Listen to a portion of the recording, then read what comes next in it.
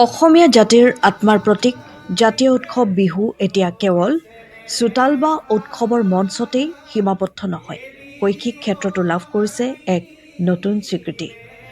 অসম ৰাজ্যিক শিক্ষা পৰিষদৰ অধীনত একাদশ আৰু দ্বাদশ শ্ৰেণীত বিহুক পাঠ্যক্ৰমত অন্তৰ্ভুক্ত কৰাৰ পাছতেই যোৰহাটৰ এখন বিদ্যালয়ত দেখা গ'ল এক ব্যতিক্ৰমী আৰু ব্যৱহাৰিক পাঠদানৰ দৃশ্য। যোৰহাটৰ ব্ৰিলিয়েন্স একাডেমীত একাদশ আৰু দ্বাদশ শ্ৰেণীৰ ছাত্ৰ ছাত্ৰীসকলক লৈ বিহু বিষয়ক ব্যৱহাৰিক পাঠ্যক্ৰম আৰু বিহু পাঠদান আৰম্ভ। এই উপলক্ষে বিদ্যালয়খনৰ শ্ৰেণীকোঠাত সৃষ্টি হয় এক উৎসৱমুখৰ পৰিৱেশ। শিক্ষক শিক্ষয়িত্ৰীসকলে ধুতি কুৰ্তা চাদৰ মেখেলা আদি জাতীয় সাজপাৰ পৰিধান কৰি ঢোল পেঁপা গগনা আদি লোকবাদ্যলৈ বিহুৰ ইতিহাস তাৎপৰ্য আৰু সাংস্কৃতিক মূল্যবোধ সম্পৰ্কে পাঠদান কৰে। কেৱল শিক্ষকসকলেই নহয়, ছাত্ৰ ছাত্ৰীসকলেও জাতীয় সাজপাৰ পৰিধান কৰি শ্ৰেণীত অংশগ্ৰহণ কৰা পৰিলক্ষিত হয়। পাঠদানৰ সময়ত বিহু নৃত্য, বিহু গীত, লোকবাদ্য আৰু বিহুৰ সামাজিক তাৎপৰ্যৰ ওপৰত ব্যৱহাৰিক জ্ঞান প্ৰদান কৰা হয়। এনে ব্যতিক্ৰমী পাঠদানত ছাত্ৰ ছাত্ৰীসকলৰ মাজত যথেষ্ট উৎসাহ উদ্দীপনা পৰিলক্ষিত হয়। এই বিশেষ শ্ৰেণীকোঠাত যোৰহাট বিহু সুৰক্ষা সমিতিৰ বিষয়ববীয়াসকল আৰু বিহু বিষয়ৰ অভিজ্ঞ শিক্ষকসকলো উপস্থিত থাকি পাঠদানত সহায় আগবঢ়ায়। বিদ্যালয় কৰ্তৃপক্ষৰ মতে এই ব্যৱহাৰিক শিক্ষাৰ জৰিয়তে ছাত্ৰ ছাত্ৰীসকলৰ মাজত নিজৰ জাতীয় সংস্কৃতিৰ প্ৰতি সচেতনতা আৰু গৌৰৱবোধ অধিক শক্তিশালী হ'ব। উল্লেখযোগ্য যে এতিয়াৰে পৰা বিহু এক বিষয় হিচাপে বিদ্যালয়সমূহত পাঠদান কৰা হ'ব, যিয়ে আগন্তুক প্ৰজন্মক নিজৰ সংস্কৃতি সংৰক্ষণৰ দিশে উৎসাহিত কৰিব। যোৰহাটৰ পৰা অনুপম বৰা ৰিপোৰ্ট, পোহলেবিদ। ক'বলৈ গ'লে বৰ আনন্দিত হৈছোঁ আৰু নিজকে খুবেই সৌভাগ্য অনুভৱ কৰিছোঁ। মই মোৰ গুৰুৰ পৰা যিখিনি আমি শিক্ষা গ্ৰহণ কৰিছিলোঁ সৰুৰে পৰা বিহুৰ লগত যিহেতু জড়িত হৈ আছোঁ, আৰু সেইখিনিকে আমাৰ ছাত্ৰ ছাত্ৰীক দিবলৈ পাই খুবেই ভাল লাগিছে। তেওঁলোকে আঁকোৱালিও লৈছে আৰু চৰকাৰকো ধন্যবাদ জ্ঞাপন কৰিছোঁ এনে এক সুবিধা তেওঁ আমাক দিয়াৰ বাবে। আৰু সেয়েহে মানে আমাৰ যিসকল আমিও নৱপ্ৰজন্ম আৰু আমাৰ যিখিনি একেবাৰে জুনিয়ৰ, তেওঁলোকেও এইখিনি লৈ পেলাই আগবাঢ়িব পাৰিছে। আশা কৰোঁ তেহেঁতি এই সংস্কৃতিটো আমাৰ আৰু আগুৱাই লৈ যাওক, তাৰেই কামনা কৰিছোঁ। মানে আমি সৰুৰ পৰাই যেনেকৈ বায়ে কৈছে, আমি অলৰেডি মানে সৰুৰ পৰাই এইবিলাক বস্তু শিকি অহা নিচিনা, কিন্তু মানে যেতিয়া এইখিনি বস্তু এতিয়া পাঠ্যপুথি যেতিয়া মানে অন্তৰ্ভুক্ত হৈ গৈছে, খুব ভাল লাগিছে আচলতে, যে এতিয়া বহুতখিনি বস্তু আচলতে আমিও নিজেও নতুনকে শিকিব পাৰিছোঁ আৰু তেওঁলোককো আমি শিকাব পাৰিছোঁ, তেওঁলোকেও আমাৰ পৰা শিকিব পাৰিছে, আমিও তেনেকৈ আমাৰ মানে ছাৰহঁতৰ পৰা আমাৰ গুৰুখিনিৰ পৰা শিকিব পাৰিছোঁ। সেইকাৰণে আচলতে বহুত ভাল লাগিছে। ব্যৱহাৰিক বিহু যিখন আমাৰ পাঠ্যপুথি আছে, তাত যিখন গগনাৰ চেও আছে, মই সেইখনে বজাই শুনাই দিছোঁ।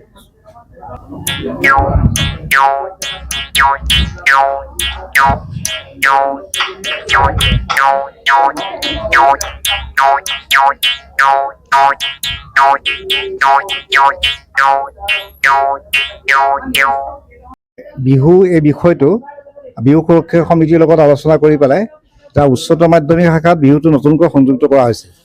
আৰু আমাৰ কলেজতো এইবছৰ নতুনকৈ আমি বিহুটোৰ বিষয়টো অন্তৰ্ভুক্ত কৰিছোঁ। আৰু ইয়াৰ কাৰণে আমি আমাৰ বিদ্যালয় পৰিদৰ্শিকা মহোদয়ৰ সন্মতি সাপেক্ষে আৰু বিহু সুৰক্ষা সমিতিৰ লগত আলোচনা কৰি পেলাই আমি বিহু বিষয়টো কৰিছোঁ। আচলতে বিহুটো বুলি কোৱাৰ গ'লে অসমীয়া জাতিৰ এটা বিহুটো স্বাভিমান, আৰু বিহুটো সকলো প্ৰাণৰ মাজত আছে। যে আমি যে নতুন প্ৰজন্মই আগৰ পৌৰাণিক যিখিনি বিহুৰ বিষয়ে অৰিজিনটো আছিলে, সেই অৰিজিনৰ পৰা বৰ্তমানলৈকে যি বস্তু জানিব লাগে সেইখিনি যাতে সম্পূৰ্ণ শিক্ষা হয়, আৰু সেইকাৰণে আমি ব্যৱহাৰিক পাঠ্যক্ৰমটো অন্তৰ্ভুক্ত কৰিছিলোঁ। আৰু আজি ছাত্ৰ ছাত্ৰীসকলে ইয়াত যেতিয়া শিকিছে, আপোনালোকে দেখিছে বৰ সুন্দৰকৈ হেৰি কৰিছে। গতিকে এইটোৰ ক্ষেত্ৰত আমি গৌৰৱান্বিত হৈছোঁ যে আমাৰ নতুন প্ৰজন্মই অন্ততঃ বিহুটো ভালকৈ শিকিব, ভালকৈ জানিব, আৰু বিহুৰ লগতে আমাৰ জাতীয় যিবিলাক লোক সংস্কৃতিৰ পৰম্পৰাগত যিবিলাক কথা আছে, সেই কথাবিলাকো ইয়াতে জানিব। ভাল লাগিছে, যিহেতু মোৰ গাঁৱতে জন্ম, সেইকাৰণে সৰুৰে পৰা অকণ বিহুৰ লগত জড়িত হৈ আছিলোঁ। তাৰপিছত ছাৰে, যিহেতু মই লজিক এণ্ড ফিলচফি পঢ়াওঁ, ছাৰে মোক দায়িত্বটো দিলে, সেইকাৰণে পঢ়াই আছোঁ তাহাঁতক নিজৰ সীমিত জ্ঞানেৰে। আৰু বিশেষকৈ মানে বিহু সুৰক্ষা সমিতিয়ে 3 দিনীয়া মানে শিক্ষকসকলৰ প্ৰশিক্ষণ দিছিলে, আৰু তাতে বহুত কথা শিকিব পাৰিলোঁ। যদিও অলপ জানিছিলোঁ, বহুত কথা শিকিলোঁ। তাৰে ইহঁতক অলপকৈ শিকাই আছোঁ। তাহাঁতি কিমান শিকিছে নাজানো, তথাপিতো শিকাই আছো। আৰু আমি যিহেতু অলপহে জানো, সেইকাৰণে আমি বিহু সুৰক্ষা সমিতিৰ লগত এপ্লিকেশ্যন দি পেলাই তেওঁলোকৰ নিমন্ত্ৰণ জনালো, আৰু তেওঁলোক আহি এতিয়া আজি 3 নম্বৰটো দিন, আৰু আমাৰ ছাত্ৰ ছাত্ৰীসকলে বহুখিনি উপযোগিতা লাভ কৰিছে। যিহেতু আপোনালোকে দেখা পাইছেই, সিহঁতি বহুতখিনি লাভান্বিত হৈছে। বহুত মানে আনন্দ লাগিছে, এইটো কাৰণে আনন্দ প্ৰকাশ কৰিছোঁ। বিশেষকৈ বিহু সুৰক্ষা সমিতিৰ অপ্ৰাণ চেষ্টাত আৰু সকলোৰে সহযোগত আমাৰ শিক্ষা সংসদত এই কথাটো যেতিয়া উত্থাপন হ'ল, আৰু তেখেতসকলেও সাদৰে বহুত চিন্তা চৰ্চাৰ মাজেদি এইটো মানে তেওঁলোকে একচেপ্ট কৰিলে, হেৰি কৰিলে, কৰি পেলাই আমাৰ ক'লে যে বিহু সুৰক্ষা সমিতিয়ে এই কামখিনি অকণমান আগবাঢ়িব লাগে, যিহেতুকে এই আমাৰ শিক্ষকসকল হওক, আমাৰ ছাত্ৰ ছাত্ৰীসকল হওক, পৰীক্ষা আহি আছে, গতিকে অকণমানতো সেইটো দিশত আগবাঢ়িব লাগিব। আৰু সেই মৰ্মে আমাৰ শিক্ষকসকলকো শিক্ষক ভৱনতে যোৰহাট জিলাৰ হৈ পেলাই আমি তেওঁলোকক প্ৰশিক্ষণ প্ৰদান কৰিছিলোঁ, আৰু আমাক দায়িত্ব দিছিল যোৰহাট জিলাৰ হিচাপে বহুত কেইগৰাকী আমাৰ পুৰুষ মহিলাক, আৰু সেই মৰ্মে আমি প্ৰদান কৰি পেলাই তেখেতসকলক অকণমান পৰিণত কৰা হৈছিলে।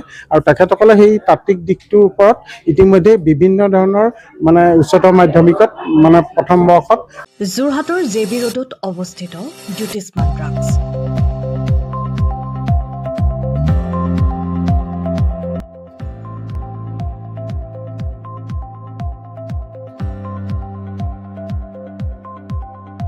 আপোনালোকৰ সেৱাত জ্যোতিষ্মান ড্ৰাগছ।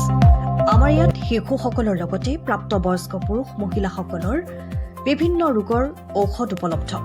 পুৱা 9 বজাৰ পৰা নিশা 10 বজালৈ খোলা থকাৰ লগতে বিভিন্ন ঔষধ ৰেহাই মূল্যত উপলব্ধৰ ব্যৱস্থা। আপোনালোকৰ জৰুৰীকালীন সেৱাৰ বাবে জ্যোতিষ্মান ড্ৰাগছ। আমি সদায় সাজু। আমাৰ ঠিকনা JB ৰোড, যোৰহাট।